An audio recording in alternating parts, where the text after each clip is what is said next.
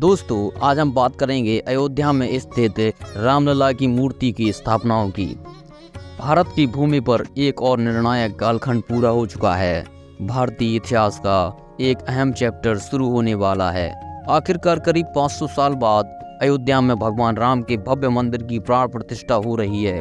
22 जनवरी 2024 की तारीख भारतीय इतिहास की सबसे अहम चंद तारीखों में शामिल होने जा रही है, जिसके लिए लाखों करोड़ों हिंदू महीनों, सालों या दशकों से नहीं बल्कि सदियों से इंतजार कर रहे थे।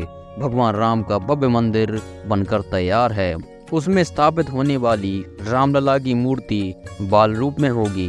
ये मूर्ति 51 इंच ऊंचाई वाली होगी। वास्तुकारों को रामलला की ऐसी मूर्ति बनाने को कहा गया है जिसमें 5 साल के बालक की कोमलता को उकेरा जा सके। भव्य राम मंदिर में स्थापित होने वाली रामलला की इस मूर्ति को बनाने के लिए नेपाल के गंडकी नदी के तट पर मिलने वाली शालिग्राम शिला समेत मैसूर और राजस्थान समेत कई जगहों से पत्थर मंगाए गए।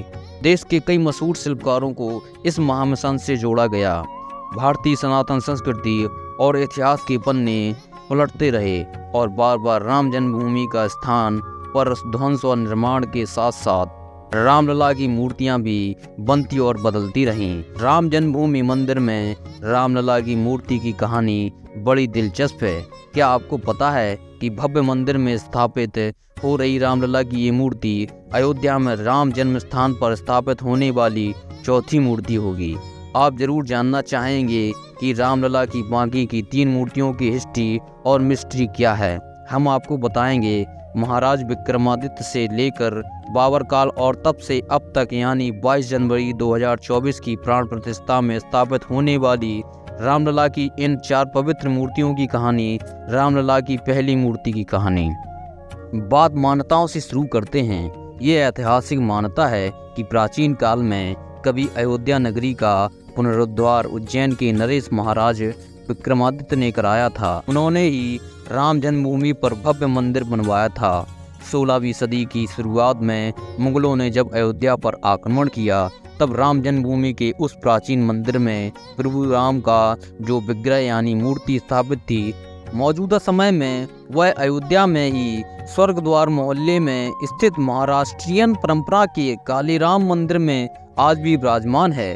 मान्यता है कि मुगल आक्रमण के समय तत्कालीन पुजारी ने इस विग्रह को अपमान से बचाने के लिए सरयू नदी में प्रवाहित कर दिया था, जो 220 साल तक सरयू की धारा में सुरक्षित रहा और 18वीं शताब्दी में एक पुजारी को आए देव स्वप्न के बाद फिर ये प्रकट हुआ। इस विग्रह की अयोध्या की ऐतिहासिक परंपरा में खास जगह है, लेकिन इस मूर्ति का ऐतिहासिक तथ्य इसे ओरछा राजमहल तक जोड़कर ले जाता है। अब ऐतिहासिक तथ्यों पर आते हैं। करीब 500 साल पहले यानी साल 1527 में जब बाबर के सिपाही सलाहकार मीर बाकी ने अयोध्या में राम जन्मभूमि पर मंदिर तोड़कर मस्जिद बनाई, तो उस वक्त वह वहां महाराजा विक्रमादित्य द्वारा स्थापित राम मूर्ति थी। ये मूर्ति तब टीकमगढ़ के ओरछा राजमहल में चली गई। मुगल आक्रमण से बचाने के लिए ओरछा की महारानी अयोध्या आकर ये मूर्ति ले गईं। तब से मान्यता है कि ओरछा में राम राजा का राज आज भी है।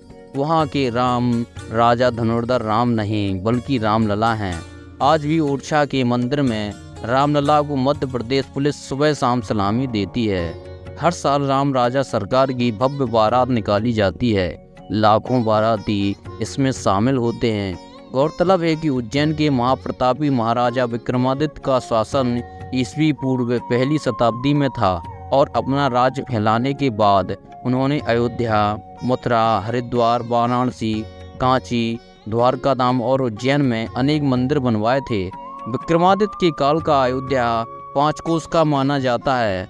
आज जिस अयोध्या धाम का विकास कराया जा रहा है वह 84 कोस परिक्रमा के इलाके में फैला हुआ है, यानी 17 गुना अधिक विस्तारित है। रामलला की दूसरी मूर्ति की कहानी आगे सुनने के लिए कृपया मेरे इस चैनल को सब्सक्राइब करें।